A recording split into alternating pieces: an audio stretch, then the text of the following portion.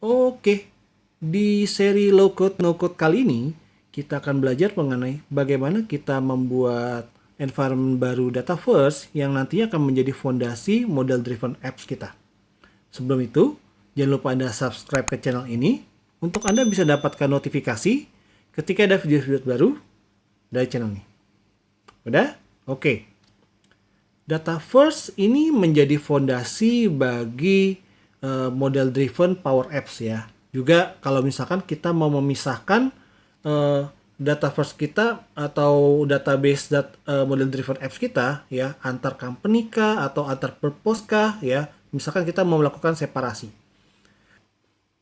By default, Microsoft memberikan environment default. Kita bisa utilisasi itu untuk kita membuat aplikasi low code no code di situ. Nah, sedangkan kalau kita sudah mau memisahkan dari environment default, misalkan everybody code there ya, yang sifatnya citizen developer ditaruh di situ, sedangkan yang sifatnya enterprise app untuk yang kita buat menggunakan no code atau data first ya, itu memiliki environment terpisah, data first terpisah dari environment default. Nah, disitulah kita membutuhkan membuat environment yang baru ya, terpisah dari environment default ataupun kita memiliki multiple environment dengan berbagai purpose-nya. Bagaimana kita membuat environment Dataverse yang baru untuk kita nanti gunakan untuk aplikasi model driven kita? Yuk kita coba. Oke, saat ini kita berada di environment default. Taunya dari mana? Taunya dari pojok kanan atas ini, ya. Kita berada di environment default. Dia nama tenannya dalam kurung default.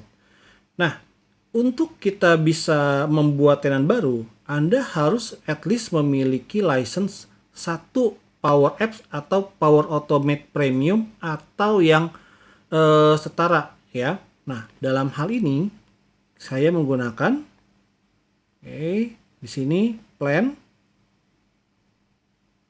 Actually saya menggunakan Power Apps Power Apps 365, ternyata belum di-assign. Dari sini saya pakai Power Apps Premium.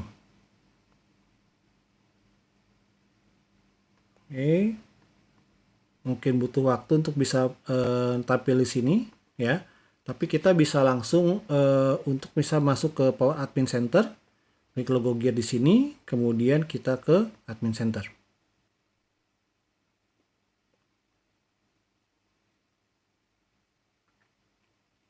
Ini Admin Center dari Power Platform ya.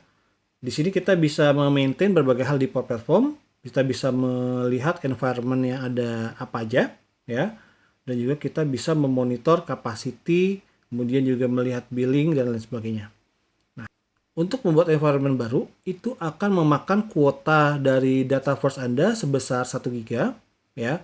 Jadi pastikan Anda punya sisa kuota, oke. Taunya dari mana? Taunya adalah kita di sini ke resource capacity. Di sini bisa terlihat capacity saya adalah 10,25 GB. Dapat dari mana? By default, tenan akan diberikan 10 GB di sini, by default. Oke.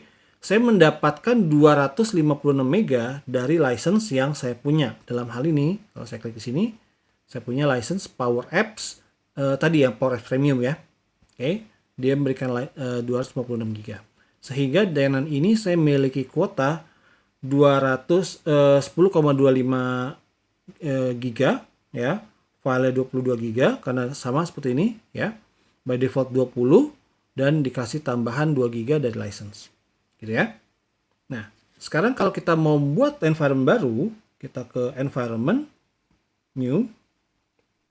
Oke, misalkan di sini kita mau buat adalah Cloudia CRM. Kita biarkan grupnya adalah none. Oke. Nah, di sini ada beberapa tipe, trial, developer, dan seterusnya. Nah, tadi saya sempat sebut bahwa tiap kali kita membuat environment, dia akan memakan kuota sebesar 1 GB. Nah, itu hanya untuk yang sifatnya production. Kalau Anda menggunakan developer, dia nggak akan makan kuota itu, ya. Nah, karena di sini kita ingin belajar, kita biar tetap pakai yang production, tapi kalau next Anda ingin mencoba-coba pakai yang trial aja atau pakai yang developer aja. Kita misalkan tambahkan Dataverse Data Store ya tentunya ya, supaya dia akan membuat Dataverse database. Oke. Nah, di sini kita gunakan currency-nya. Ini lumayan penting ya kalau Anda ingin beroperasi membuat CRM. Kita pakai currency-nya rupiah. Security group ini adalah list siapa yang bisa kita akses. Ya, siapa yang punya akses ke dalam sistem ini. Oke. Nah, misalkan kita mau bagi company A punya data first A, company B data first B, maka Anda harus membuat security group untuk company A, security group untuk company B, sehingga bisa kelihatan bahwa siapa bisa ngakses yang mana. Gitu ya, bisa diatur seperti itu. Oke. Untuk latihan kali ini saya biarkan semua orang bisa lihat. Kita pakai open access, none. Oke. Nah, untuk mempermudah kita kasih URL namanya, nanti kan bisa something.crm5.dynamics.com. Misalkan di sini adalah Cloudia CRM. Gitu ya.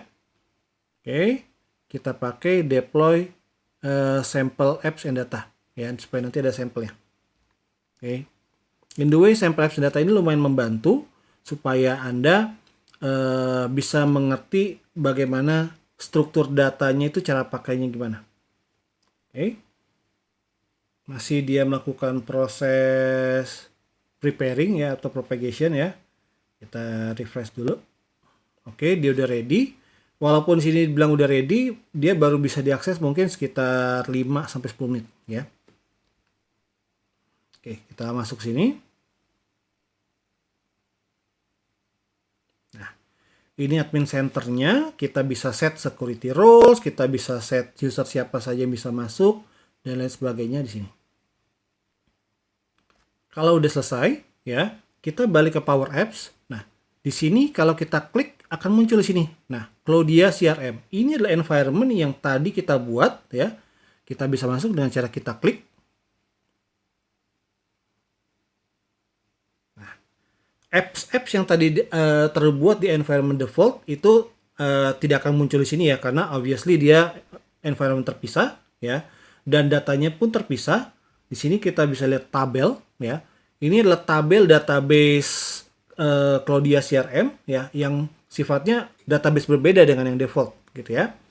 Nah, dia udah memberikan kita beberapa sampel, ya. Dan ini udah database yang sifatnya bisa kita lanjutin, ya. Atau kita hapus, nanti kita lanjutin di database ini. Ada sampel datanya, dan nanti kita bisa develop berdasarkan struktur data ini.